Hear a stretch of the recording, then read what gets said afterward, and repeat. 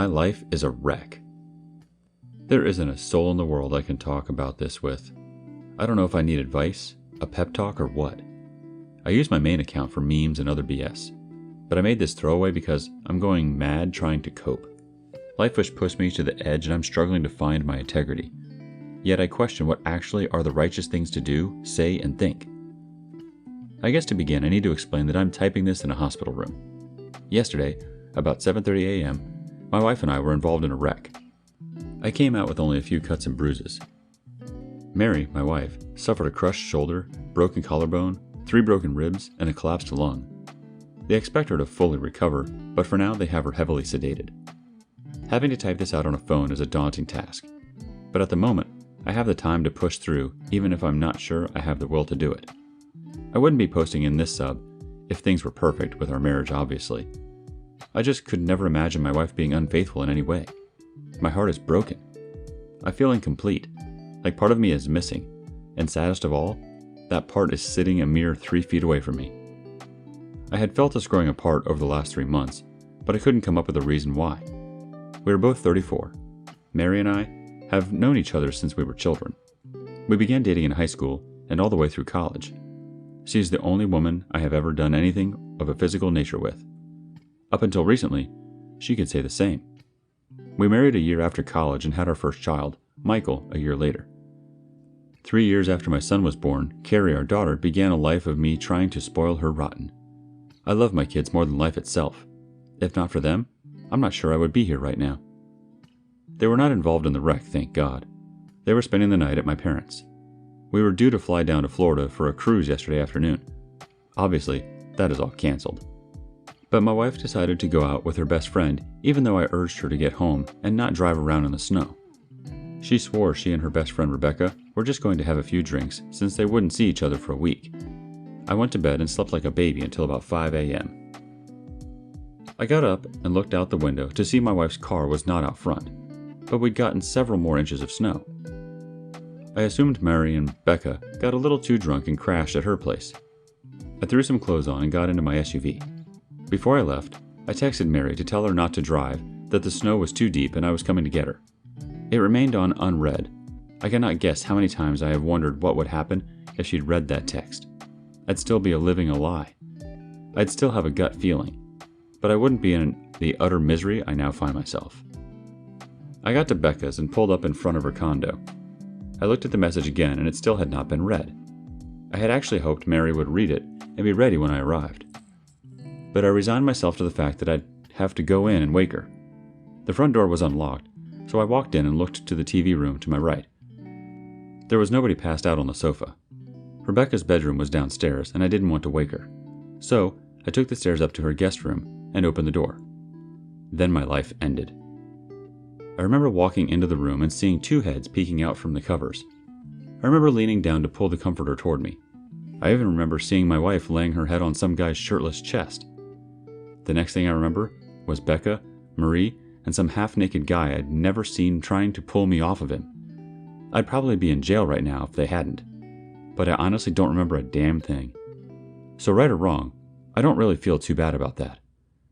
My wife, on the other hand, well, that changes from minute to minute these days. When I came to my senses, the dude said he'd get his buddy to the hospital. Mary bawled her eyes out while Rebecca and I screamed it out. I told her and my wife I was leaving, and she had 5 minutes to be in my car or to not bother coming home. She was there in 3. Really not a good idea to be angry driving in snow, even with 4-wheel drive. But it was another vehicle that veered into our lane and forced us through the guardrail. That's what caused Marie's injuries. The car rolled, thank God for airbags, but we lived. The kids don't even know we had a wreck. I haven't called anyone. I probably should have, but this wasn't just a wreck. My life has been wrecked and I'm trying to gauge the damage before I start bringing others into the situation. I'm numb and yet I hurt like hell, and not from the wreck. I feel like I don't even know the person laying in that hospital bed. I want to ask her so many damn questions, but I really don't want to know any of the answers. She obviously no longer loves me. No one with a soul could cheat on somebody they love. So, I have to ask her if she ever loved me. And now that she has cheated, would I ever want her to love me again if that were possible? I don't know the specifics of when she first cheated, but in my book, the instance she did, Our marriage ended. The vows were broken. She ended our marriage, and we are no longer man and wife. I don't need a divorce attorney to nullify my marriage. She's already done that. Therefore, I am no longer under obligation to the vows I gave. A huge part of me wants to just walk out of this room. I want to call her parents, tell them what she did and what happened, and then let them know she is their problem again after all these years. We said for better or for worse, and I meant it. But we are no longer married. Part of me wants to leave her a note and tell her too bad worse happened to come after she ended our relationship. The only thing that is keeping me in this dang room is my children. I want to see them so badly right now, but I have some scratches on my face and neck. They'd know something happened if they saw me. As much as I feel my wife has defiled herself and our family, my kids need her. I thought I had a life partner. And as horrible as she ended up being, my children need a mom in their life. There are going to be talks I'm not qualified to have, and I wouldn't know where to begin. There are going to be injuries that need kisses instead of being told to walk it off. I'm a damn good father, but I can't be a mother too. Please someone help me. How can I sit here and look over someone who has stabbed me in the back so cruelly? Should I call her parents to come? What do I tell them? I really don't want to be here, especially with her parents.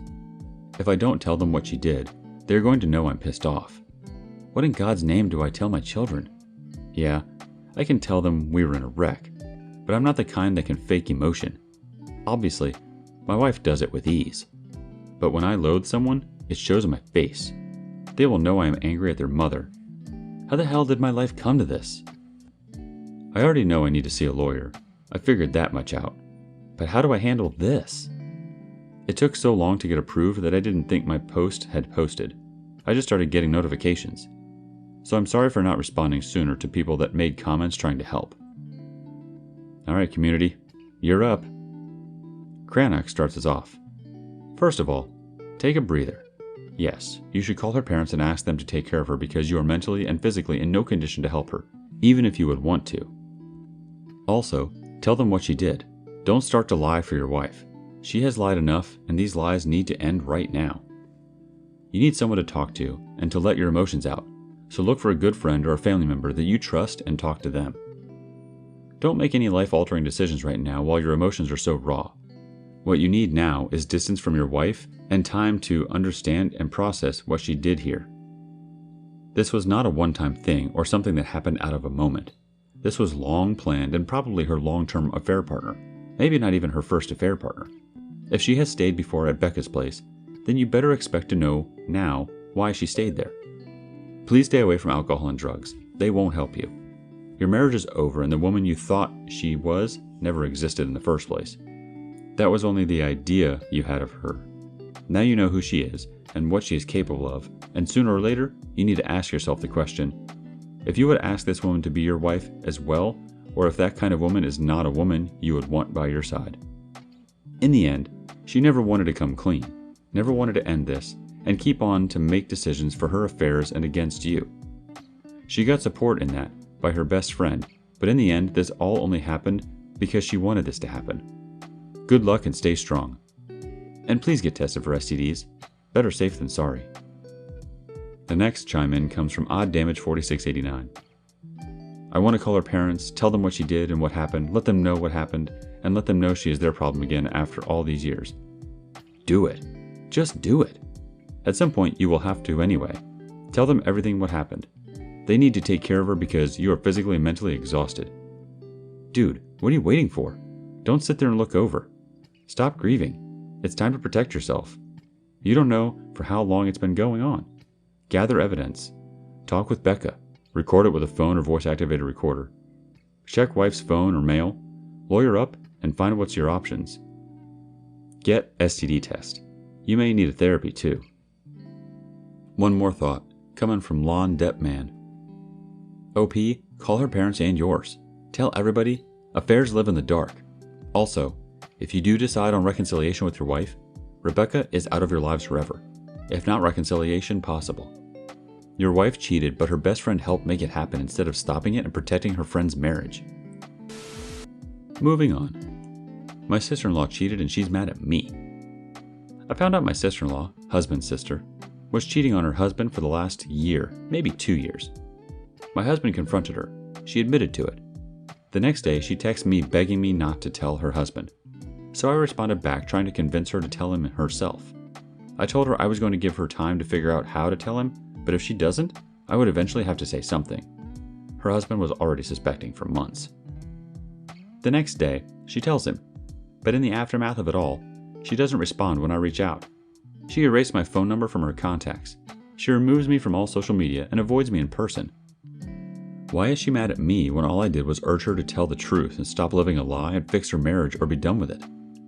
She's the one who had an affair with her son's best friend's father, who also happened to be his soccer coach. She lied to her family every single day and cheated on her husband every day, but she's mad at me? Also, she never even came to me, woman to woman, to discuss this affair, if she needed help or advice. The only conversation we had about it was when she begged me not to tell. It was information I found out on my own, so I didn't feel like I was obligated to keep it hush. Can someone please let me know what I did wrong? Please explain to me why she is mad at me? Upset I would understand, but she's angry, like I destroyed her life mad. Our first response comes from Sinmar0. She is likely trickle-truthing her husband and telling him that you are spreading rumors about her. That's the reason she is cutting off all contact. So here starts the shitstorm. She will likely pine half the family against you and your husband to create enough drama to drown out the affair. In her mind, she thinks, "How dare you try to destroy her affair and her safety net husband?" Next step is your husband and you become unified and reveal it to the family. It just goes to show you how many people actually get hurt from infidelity. The OP responds, "Half of the family already knew before the husband. I was the only one who urged her to come clean. I even encouraged her to tell the truth because maybe her husband will forgive her. He's not the sharpest tool in the shed, but he loves her very much. Luckily, my husband and I are both on the same page and feel the same about everything regarding this situation. He says to just let it go and let her go through her process of being mad at whoever. Easier said than done as a woman." Last comment from Mike's Tropical 61. Cheaters cannot accept responsibility for their actions. They are weak people that chase the next high, and that is all that is important to them. The affair went on for 2 years, which means she was all for the pleasure, the attention, but never wanted to leave her marriage. Cheaters are super good at compartmentalization, and they almost live 2 separate lives. Now you made those 2 separate lives merge. You made her accept responsibility, and she is deflecting that responsibility onto you. That is because cheaters are weak and pathetic creatures, and they have those issues like low self-esteem or self-worth, so she sees that action as an attack against her.